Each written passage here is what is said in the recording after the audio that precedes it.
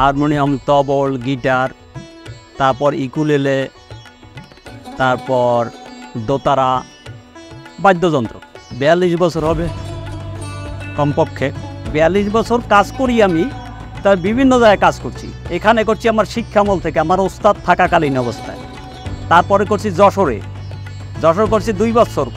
Rail road দোকান ছিল, কণ্ঠমিতা দোকানের নাম। তারপর ওখান থেকে গেছি ইন্ডিয়ায়, বেহালা কাজ করছি 1.5 বছর। ওখান থেকে আবার এই ওস্তাদের কাছে আসছি, এখানে আবার আইসা ছিলাম কিছুদিন। থাকার পর ঢাকা কাজ করছি 11 বছর, সায়েন্স ল্যাবরেটরি, নিউ মার্কেট, মেলোডিতে কাজ করছি। তারপর এই ওস্তাদে আবার খবর দিছে, এই ওস্তাদে ওকলাতি পেশায় গেছে, এই কাজ করতো আর লেখাপড়া করতো। ওকলাতি পেশায় গিয়ে তারপর আমাকে দোকান দিয়ে দেয় যে তুমি এটা চালাও, তুমি এটা কাজকর্ম করো তোমার মতো করে। বরিশালেও প্রায় আমার শিক্ষামূলের পর থেকে 21-22 বছর। আর এর আগে বিভিন্ন জায়গায় ছিলাম, যশোর, ভারত, ঢাকা। পারিশ্রমিক বলতে আমাদের যে পারিশ্রম হয়, এ বললে অনেকেই এটা দিতে পারবো না। বিভিন্ন রকম আধুনিক যন্ত্রপাতি বেরোইয়া আমাদের এই কাজটা এখন তো কমে গেছে, এখন এর চাহিদাটা কম। এখন ধরেন ইলেকট্রনিক বেরোয় গেছে অনেক কিছু। আগের এটা চাহিদাটা ভালো ছিল এবং মূল্যায়নও ভালো করতো মানুষ, এই জন্য আমাদের এটার চাহিদাটা অনেক কম। নতুন পাওয়া যায় অর্ডার, কিন্তু রেডিমেড থাকে না। আমাদের অর্ডার দিলে আমরা করে দিই। নতুন গিটার, তবল, হারমোনিয়াম, দোতারা, বেহালা, বাঁশি, দিন এটাকে মানুষে আপ টু ডেট করতে আছে। ধরেন এই জিনিসটা, হারমোনিয়াম জিনিসটা আমাদের দেশ তৈরি করে না, জার্মানে তৈরি করছে। জার্মানে তৈরি করছে কি ডেবেইন, 1900 কত সনে জানেন, সনটা আমার মনে নেই। ডেবেইন তৈরি করছে। তারপর তখন যে প্রযুক্তিতে তৈরি করছে, তখন ছিল আতামুতো একটা বাক্স বানাইয়া মোটামুটি ওটাকে একটা মূর্তি খাড়া করছে যে এরকম একটা জিনিস হইলে এরকম বাজনা হয়। ওটাকে মডেল করতে অনেক সুন্দর করছে। যত দিন যায় অত বাদ্যযন্ত্র উন্নতির দিকে যাইতেছে। আর আমাদের যে আগে যারা আমরা কাজকর্ম শিখছি, ওই নতুন যন্ত্রপাতি বেরোনে আমাদের এটা অনেকটা ডাউনে আছি। ফ্যামিলিতে আমরা 4 জন সংসারে, আমার 1 মেয়ে 1 ছেলে, আর ঘরে আমরা স্বামী স্ত্রী 2 জন। আমাদের তো ভালো কি খারাপ কি, আমার তো বয়স এখন ধরেন 60 আপ।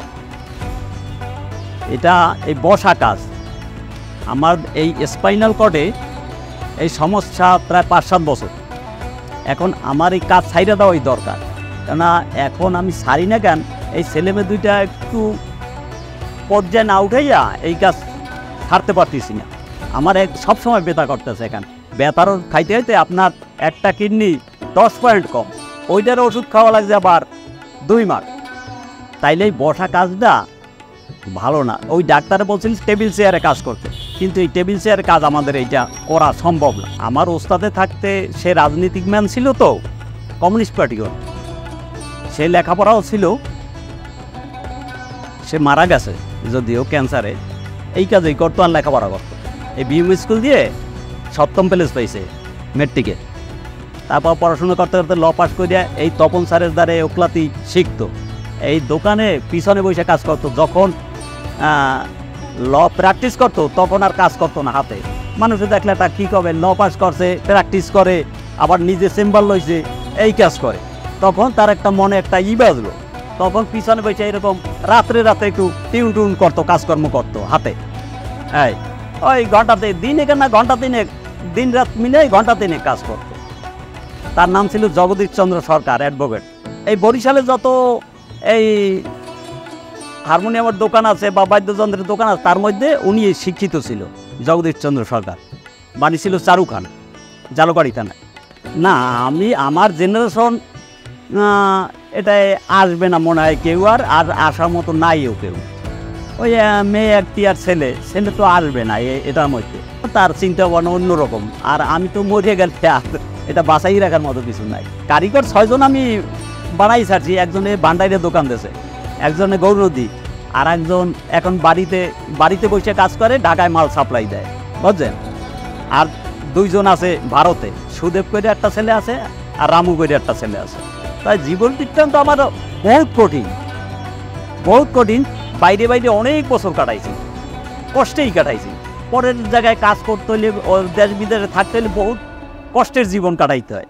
ঘুরে ঘুরে কাজ করা বা নিজের ফ্যামিলি না থাকলে সাথে অনেক কষ্ট।